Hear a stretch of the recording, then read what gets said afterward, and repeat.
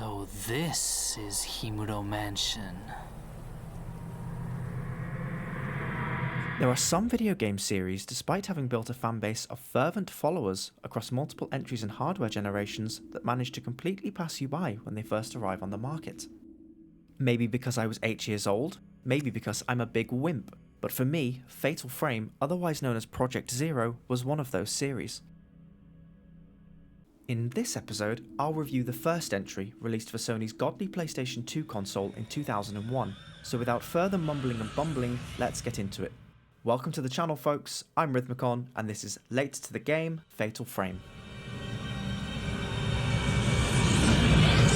Tension so perfectly tuned that each creak of a floorboard or whir of wind rustling by forces you to draw breath. Story as mysterious as it is heartbreaking. Gameplay as standout amongst its modern contemporaries as it was 2 decades ago. Small tears in the seam notwithstanding, each thread of Fatal Frame weaves together to form an incredible tapestry, one telling the tale of a classic horror experience that is almost as good as it gets. If you're looking for a masterclass in video game horror done right, look no further than the halls of Himuro Mansion.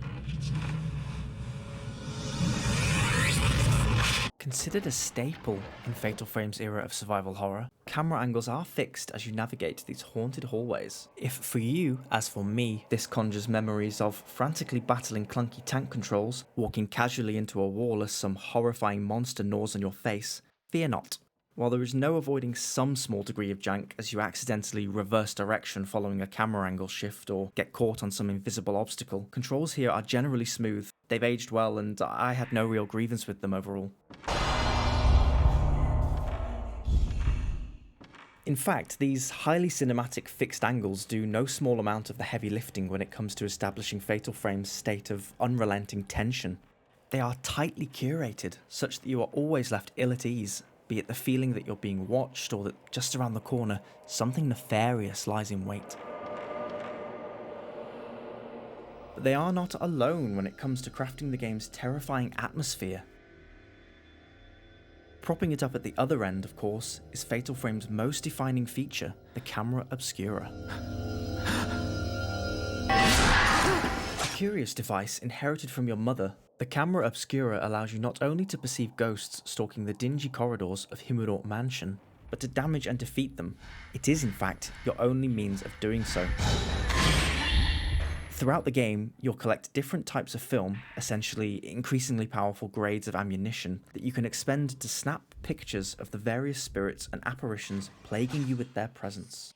Even during my time away from the controller as I was refilling my coffee or perhaps pouring a nerve-conquering glass of wine, I could not shake the image of, or the utter terror induced by, observing Fatal Frame's otherworldly beings through the grainy lens of the camera obscura. Some ghosts will amble eerily through the air towards you, others will crawl along the floor, some will flit in and out of shot as they phase to and fro, disappearing behind you, only to re-emerge mere inches from your face. Horrifying and superb in equal measure are the visual designs of these beings, and encountering new variations in each chapter was both joyful and dreadful. Camera mechanics are straightforward but effective. Toggle viewfinder mode, politely ask the ghost to say cheese, then simply snap a pic to remove a chunk of their health. Bravely staying the urge to panic and keeping a ghost in your sights will steadily charge a gauge at the bottom of the screen. The higher the gauge, the more damage you'll dish out. Those with true nerves of steel, however, can hold out for a shutterbug moment, ordinarily appearing just before a ghost is poised to attack. The capture circle will sometimes glow, offering a brief moment in which you can photograph your target for a heavy dose of damage. A phantasmal perfect parry, if you will. It's a dangerously scary risk-reward system, the reward here of course being the ever-important conservation of your limited resources, something you will absolutely thank yourself for as pickups begin to thin out later in the game. You can increase your chances of survival with a series of camera upgrades, most notably the chance to enhance its capabilities with a handful of special lenses. These consume a particularly rare item, however, so do try your best not to panic press the L1 button as you're stared down by a dead woman with her eyes gouged out. You can also move around whilst in viewfinder mode, albeit slowly, theoretically allowing you to play through much of the game in first person should you wish. However, the controls for this are not the most intuitive, with your left stick panning the camera and the right stick controlling movement. Rather than trying to force my mind to relearn decades of gaming muscle memory, I opted to mostly forget that this feature was present. The anus-clenchingly petrifying encounters with these demonic entities, then, are undoubtedly the biggest differentiator in the gameplay loop of Fatal Frame. Despite the persistent worry that I was going to shit myself, I really enjoyed the combat in Fatal Frame, simple though it is. It is in these moments, however, that the game's few irksome flaws are often exposed. Many ghosts are a thrill to engage with, but there are those, particularly in the game's later segments, who may, if you're at all like me, see your fear quickly give way to frustration. Some saw me wildly swinging the camera left and right as I attempted to track their movements, the camera descending into a battle with unwieldy controls rather than with my phantom foe. Occasionally, I was wholly confident that I had taken perfect advantage of a shutterbug moment, only for the game to seemingly disregard it, and a great chunk of my health bar to vanish. If these are skill issues, I'm quite happy to be schooled. It's occurred so frequently in the final chapter, however, that I felt compelled to put the controller down and allow my frustration to settle before carrying on. Good job then, that time spent dueling the deceased is only part of the Fatal Frame experience.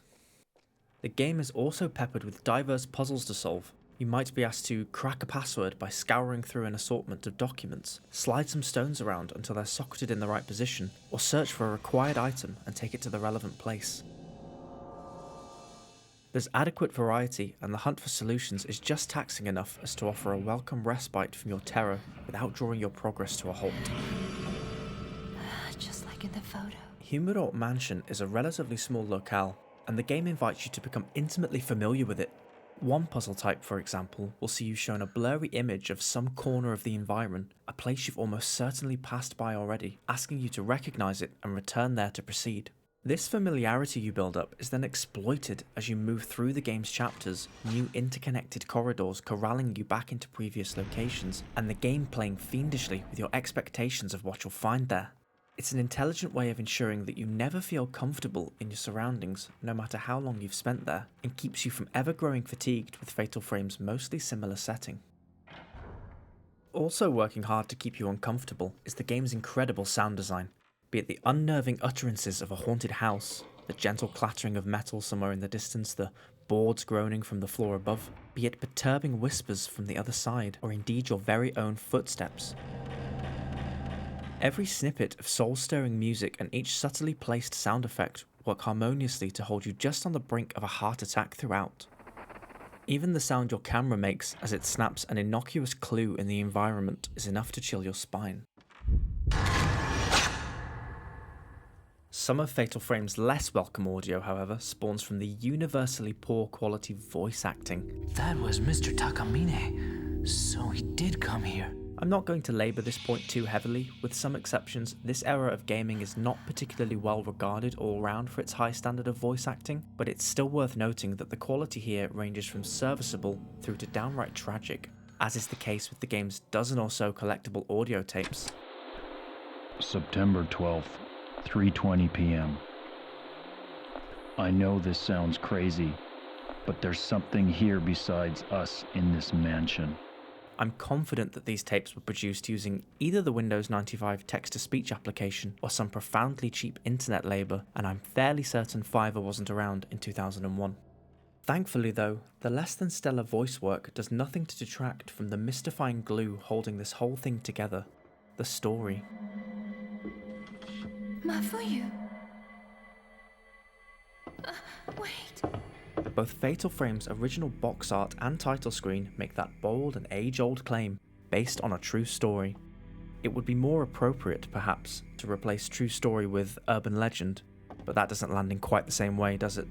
Regardless, some light reading of the source subject matter may just elevate the eeriness for you, it may not. It's certainly not necessary to appreciate and enjoy the tale being told. The story follows Mafuyu and Miku, siblings who share a supernatural ability to witness visions that no normal human has any business witnessing. When Mafuyu arrives at Himuro Mansion in search of his tutor, a novelist whom he believes ventured here on a research trip, he encounters some gravely strange goings-on, not least of which being the fact that the camera his mother bequeathed to him prior to her death is capable of murdering ghosts. This short prologue section of the game, which, gentle spoiler alert, ends with Mafuyu meeting an unknown fate at the hands of some wacky waving ghost arms, will mostly see you moving through a small portion of the mansion, undertaking obligatory tutorials, and gathering literature off the floor. In fact, with the exception of a few visions that you'll be made privy to, most of Fatal Frame's narrative exposition is delivered to you in the form of collectible notebooks, research papers, news articles, etc. You'll discover them non-sequentially, of course, and the game invites you to piece the information together yourself. They are quick reads, and there are just the right amount serendipitously littered around the mansion to continue posing questions and drip-feeding answers until the climax. It's an intelligent way to hand agency to the player and deliver a compelling narrative without the constant interruption of cutscenes that, in my opinion, we don't see enough of anymore. Not every game lends itself to this style of storytelling, I'm aware, nor should it, but I certainly wouldn't be against more of this in the modern gaming landscape. I found Fatal Frame's story wholly rewarding to see through. Despite all of its ghostly goings-on, at its core this game tells a decidedly human tale, albeit a pretty horrific one. There's a tragic heart within the horror, and a great deal to love if you dare adventure past the game's opening minutes. One or two threads are left hanging or are concluded rather vaguely. Perhaps these are picked up later in the series, though I won't know for sure until I pluck up the courage to dive into the sequel. I describe Fatal Frame as a masterpiece in the title of this review, not because it's perfect, but because it amounts to an experience far greater than the sum of its parts. Gameplay, level design, sound, story, tone and atmosphere layer gracefully atop one another to create what is easily one of the greatest and perhaps one of the most overlooked horror titles of all time.